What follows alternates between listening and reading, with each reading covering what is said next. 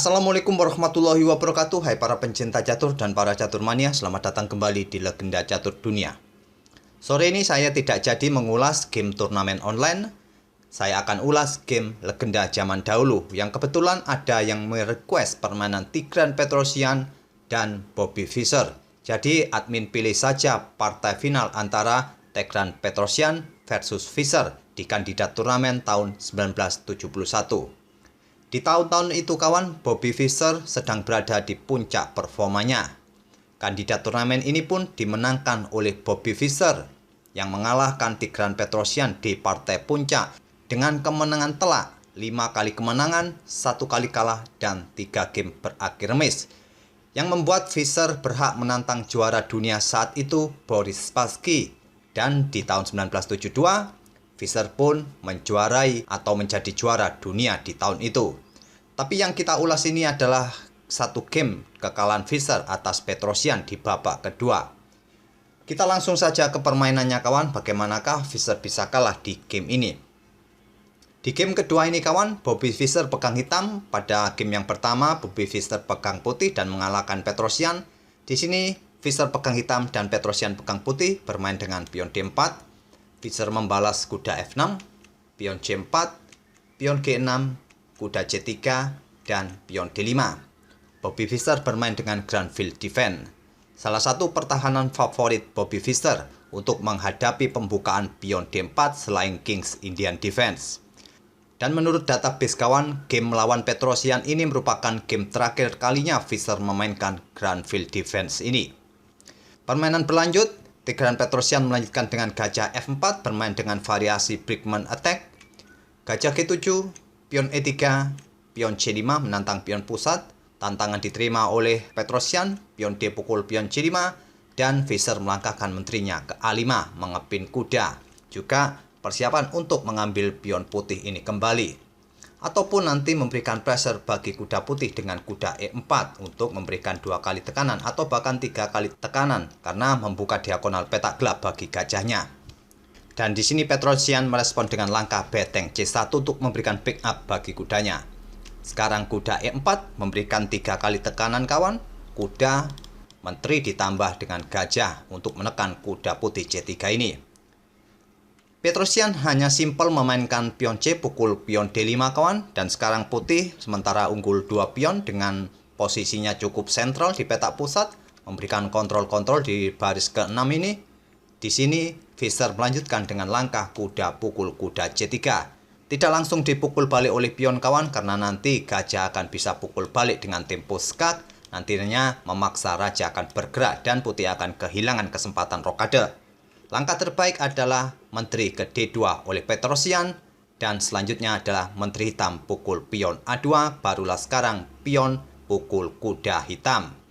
Dan hitam bisa saja melakukan pertukaran menteri agar putih tidak mempunyai kesempatan rokade. Tapi dengan permainan seperti ini kawan, putih pun sudah siap menyiapkan permainan endgame secepat mungkin karena dia sudah tidak bisa melakukan rokade. Dan rajanya cukup cepat untuk bergerak ke petak pusat setelah para perwira yang lain tentunya berkembang terlebih dahulu. Walaupun di sini terlihat hitam mempunyai pion bebas kawan di lajur A yang bisa saja nanti bisa dimanfaatkan di dalam permainan endgame. Tapi putih juga mempunyai pion yang cukup bagus posisinya di petak pusat. Dan memberikan kontrol di petak B6, C6, D6, E6. Jika pion hitam ini didorong maju, tentu pion ini didorong maju kawan. Apabila pion E yang didorong maju, pion D yang akan didorong maju. Dan ini membuat putih posisinya sedikit lebih baik daripada hitam.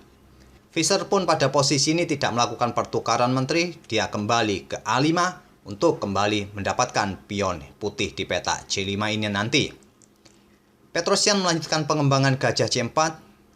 Kuda berkembang ke D7, sekarang kuda putih ke E2 persiapan rokade pendek, dan kuda ke E5 menantang putih untuk pukul kudanya dan bisa dipukul balik oleh gajah hitam. Tapi Petrosyan tidak tertarik untuk pukul kuda hitam ini kawan, dia bermain dengan langkah gajah mundur ke A2 untuk menghindari serangan kuda hitam ini. Fischer melanjutkan pengembangan gajah F5, barulah sekarang gajah pukul kuda dipukul balik oleh gajah hitam, dan kuda ke D4. Kali ini Petrosyan lah yang menggoda gajah untuk pukul kudanya. Apabila ini yang dilakukan oleh hitam kawan dengan langkah gajah pukul kuda akan dipukul balik oleh pion C. Dan kembali ada tantangan pertukaran menteri. Apabila dilanjutkan oleh hitam, pertukaran menteri ini kawan akan dipukul balik oleh raja putih. Dan sama seperti yang saya sebut tadi, walau hitam mempunyai pion bebas, tapi pion di petak pusat ini lebih menjanjikan untuk kemenangan bagi putih. Apalagi rajanya pun sudah siap untuk bermain di babak endgame. Kedua betengnya pun sudah saling terkoneksi, siap mendukung pion-pion pusatnya untuk didorong maju ke depan nanti. Jadi pada posisi seperti ini, kuda putih ini juga sedang menyerang gajah petak terang hitam.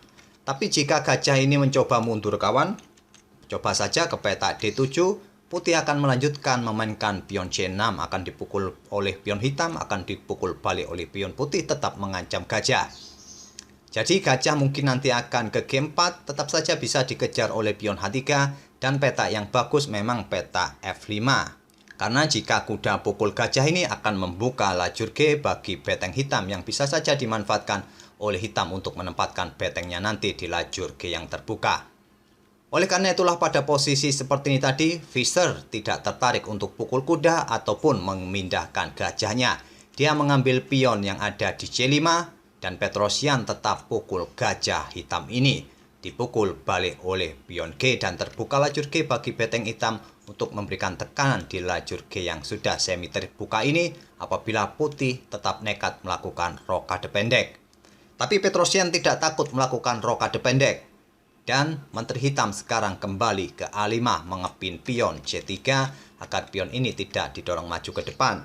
Simpel, menteri bergeser ke C2 terlebih dahulu. Sekarang pion F4 lanjut Fischer menantang pion putih. Tantangan ditolak, Petrosian lebih memilih memainkan pion C4, pion F pukul pion E3. Petrosian tidak langsung pukul balik, dia mendorong pion C5-nya lagi.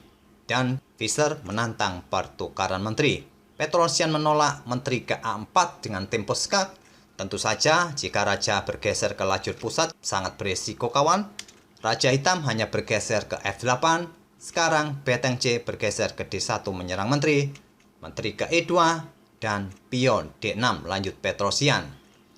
Mungkin sebagian kawan-kawan sudah mengetahui karakteristik permainan Petrosian ini kawan. Sangat jago untuk memainkan pion-pionnya. Dan coba lihat pada posisi ini, posisi pion D6 ini kawan. Sedang mengancam pion E7 ataupun membuka diagonal petak terang bagi gajah untuk mengincar pion F7. Dan di langkah berikutnya mungkin membuka lajur F kawan, pion F pukul pion E3 dan terbukalah lajur F bagi beteng putih di langkah berikutnya. Ataupun di langkah berikutnya, menteri pun bisa bergeser ke petak H4 untuk memberikan ancaman skak pukul pion E7. Pada posisi ini, Fischer memilih melangkahkan menterinya ke H5. Selain untuk memberikan ancaman skak mat pukul pion H2, juga untuk mengontrol petak H4 agar menteri tidak bergeser ke lajur atau ke petak H4 ini. Dan ancaman skakmat ini diantisipasi dengan pion F4. Tapi dengan memainkan pion F4 ini mengizinkan hitam memainkan pion E2-nya menggarpu kedua beteng putih. Terjadi pertukaran kualitas perwira di sini kawan. Pion pukul beteng promosi menteri dipukul balik oleh beteng putih. Sementara hitam menang kualitas perwira. Tapi coba lihat dua betengnya sangat pasif, masih berada di sarangnya masing-masing. Dan bila pada posisi ini kawan, hitam mencoba membalasnya dengan langkah pengembangan beteng mungkin bergeser ke petak G8. Putih akan melanjutkan pion pukul pion skak jika diambil oleh raja hitam, beteng akan ke D7 skak.